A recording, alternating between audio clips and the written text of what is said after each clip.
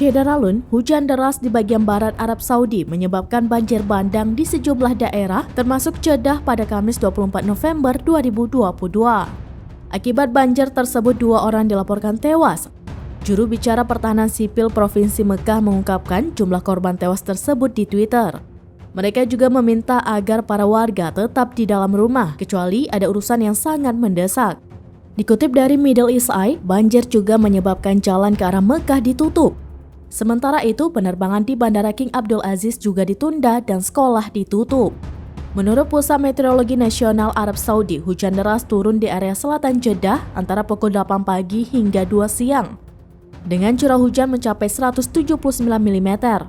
Hujan tersebut pun menjadi yang tertinggi yang pernah dicatat dan melebihi jumlah curah hujan pada tahun 2009 ketika puluhan orang tewas dalam banjir bandang. Sementara itu, kantor berita Saudi mengungkapkan sebelum subuh sekolah di Jeddah telah ditutup karena hujan tak juga berhenti sepanjang hari. Sekolah juga ditutup di kota terdekat yaitu Rabik dan Kulais.